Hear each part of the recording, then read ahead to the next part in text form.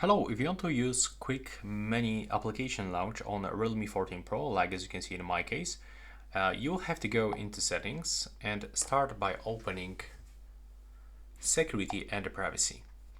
Now you will have to go for device unlock and you have to open fingerprint and face unlock, open fingerprint, draw pattern, and right now go into quick launch, and here you can simply turn it on and add apps that you want to quickly open.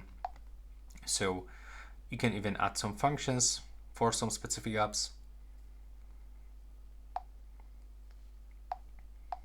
and you can also open any application that you want.